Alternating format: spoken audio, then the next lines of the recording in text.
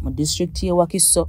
Omubaka omukyalo wa district eno nga yeegwanyiza okuddamu okulondebwa ku kifo kino ku kaadi ya National Unity Platform, Betty Ethel Naluyima olwaleero amakanda agasimbye Makindye Ssaabagabo nga yeegatiddwako abakulembeze ab'enjawulo okutongoza kakuyege waabwe. Naluyima ku mulundi guno asiimye poliisi olw'okubaleka ne bakola kakuyege waabwe awatali kubataataaganya, kyagamba nti ekisaana okukolebwa era bw'atyo n'agisaba okuyimbula abawagizi ba Kyagulanyi abasoba mu 100 be yakutte Ssabbiiti ewedde. Kyagulanyi bwe yadde agenda ebizibwera mu bitundu by'embalala okuyega abaayo. Olunaku lwaleero tutandise mu ddembe bannange, newankubadde abasirikale ennaku ezo mwatwambula abakazi ne mutulagisa amabeere gaffe, naye olwaleero ebifo by'enjawulo byensobodde okubeeramu mutulese ne tukola. Tusaba mu Wakiso eryo eddembe lye tulabyeko olwaleero lye liba ligenda mu maaso, tutambuze campaigns mu mirembe nga tolemesa ba NUP kubanga bakola ki nga bakola campaign. Naluyima asuubiza bannawakiso okugenda mu maaso nga abaweereza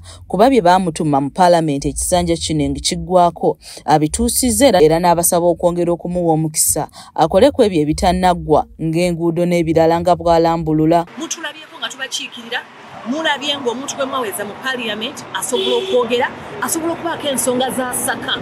Bwe naasobodde okwogera ku nsonga ng'eza Kikogwa omuliro gwatuukawo nesobola okuba nga njogera ku buzibu bwe tulina ng'amulabo obutonde bw'ensi, naye nnyimiridde nnyo ku nsonga za local governments era bandabyeko ne meeya. Ate ye ssentebe wa district ye Wakiso Dr. Matia Lwanga Bwanika wabula nga yeegwanyiza ekifo ky'omubaka wa Busiro South campaigns azitongoleze ku kizinga ky'e Bussi era ng'eno gy'asinzidde n'asaba abaayo okumwesiga n'akalulu kaabwe asobole okukola ku bibalumidde ebbanga.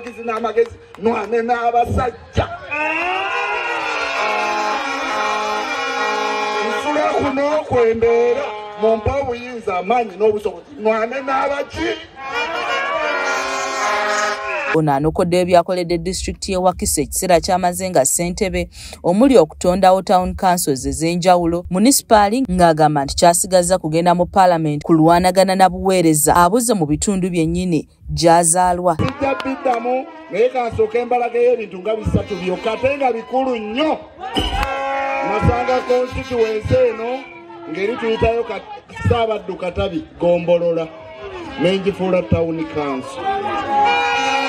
Okubala n'agifuula town council tewali yadde siringi 10 eky'omusolo ekiva e Katabi ogende Wakiso mu Uganda. Sisigala awo kyova olaba batuuse ku ddaala ery'okuzimba ekikebe ekyabwe.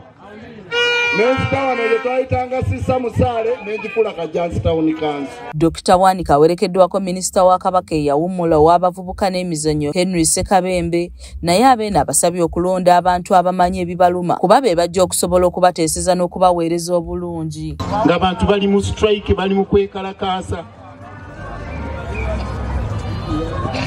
Eyo Buganda gye twegomba. Waliwo Buganda yagabanga scholarships mu biseera ebyedda.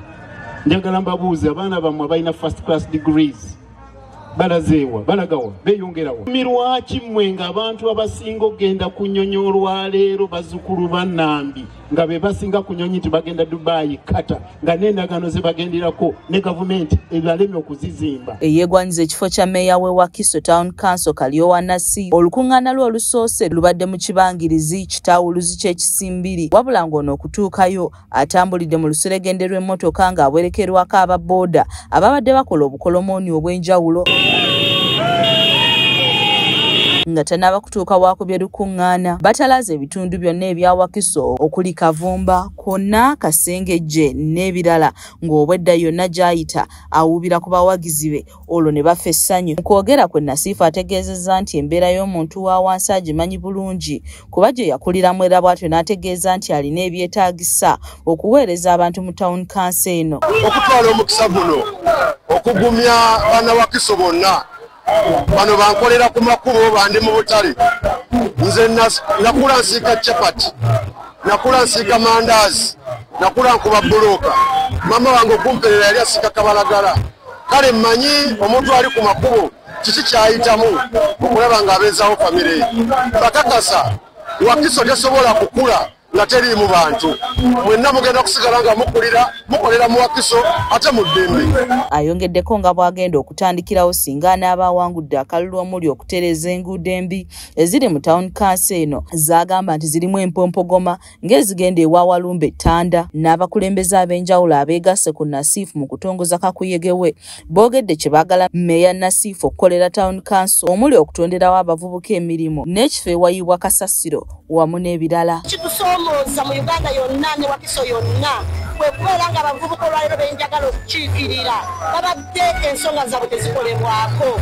Bw'otunuulira census nga bwe yali abavubuka bangi nnyo, population nnene nnyo era ebifuluma bingi nnyo. Tuba ku town council meeya n'ogenda meeya Helena ali mu town council n'ogenda omugamba ebikuluma tabitegeera engeri gye basindika meeya nga NRM nga ne bakaza NUP yembonaabona gye tubonaabona. Kiza Peter yakusakidde emboozi eno ku lwa KSTV Agaleero.